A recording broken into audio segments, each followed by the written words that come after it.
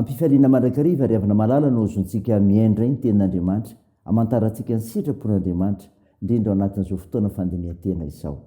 Ho aminareo izay olom-bofidy araka ny fahalana rahateo izay an'andriamanitra ray amin'ny fanamasinana ny fanahy, amin'ny fanarahana sy fahamafazany rahan'i Jesosy Kristy, ampitombona ho anareo ny fahasoavana sy ny fiadanana. Amen. Talata 17 Martsa 2020 ibanjinantsika ireo hevitra hoe mitarika ao amin'ny fandinian-tena ny tompo. Andeha ry havana idera sy ankalazan'Andriamanitra isika. Misaon'Andriamanitsika ary firenena, ary isandrato ny fivediarana azy, izay mampitoetra fanahintsika amin'ny fiainana ka tsy mamela ny tongontsika ny gozozo. Fa efa nizahatoetra anay ianao Andriamanitro, efa nadio anay ianao tahaka ny fanadio volafotsy amin'eny. Efa napiditra anay tamin'ny fandrika ianao, efa nanisy enta-mavesatra teo ambalahanay ianao, efa nampandeha ny olona nitsaka ny lohanay ianao. Mandeha mamaky ny afo sy ny rano izay, fa nitondra anay ny voaka amin'ny fitahiana matretrika ianao. Amen.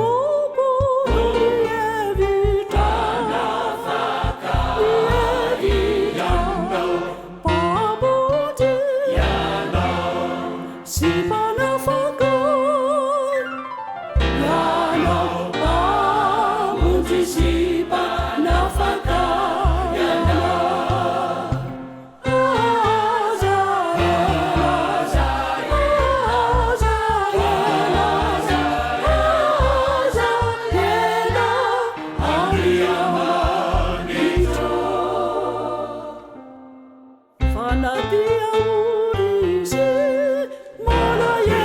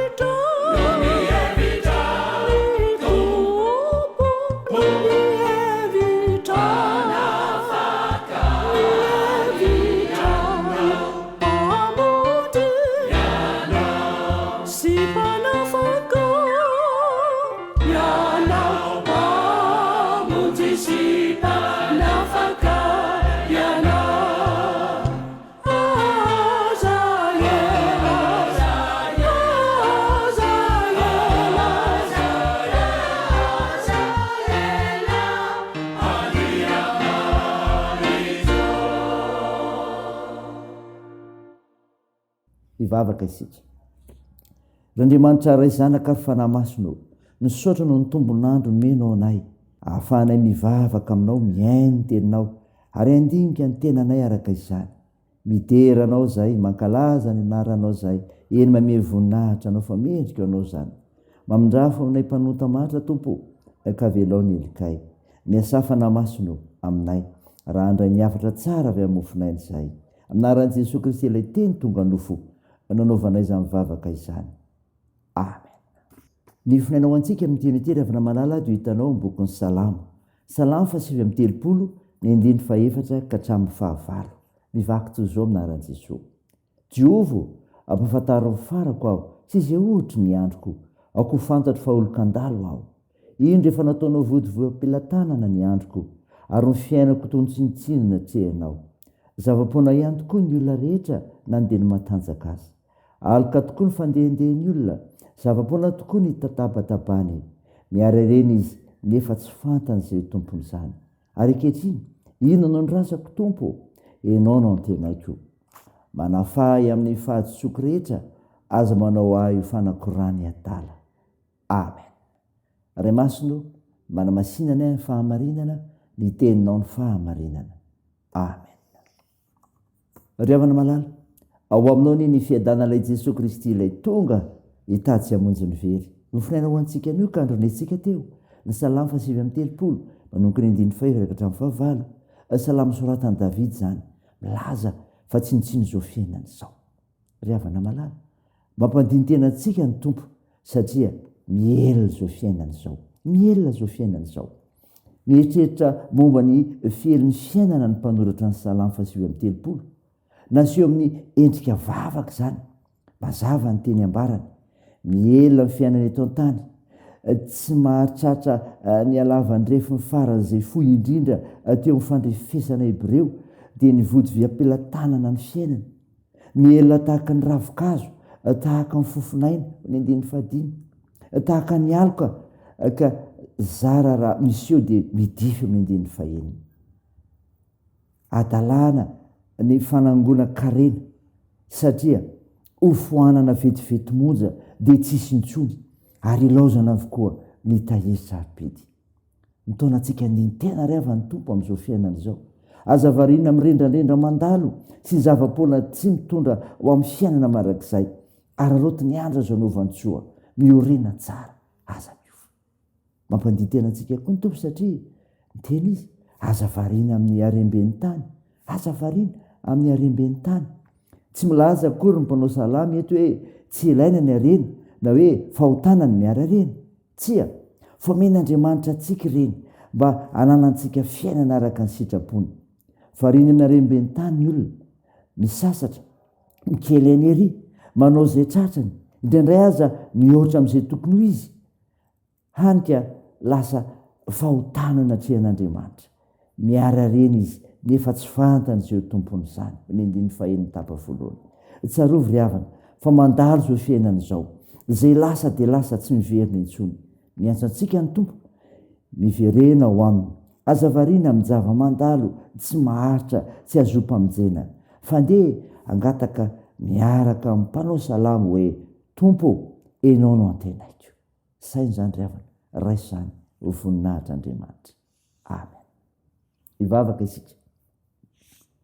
Andriamanitro, misaotra ny mofinaina ny meno ao anay, izay mitarika ao amin'ny fandinihan-tena satria mielona izao fiainana izao, ka tsy tokony hovariana amin'ny haremben'ny tany.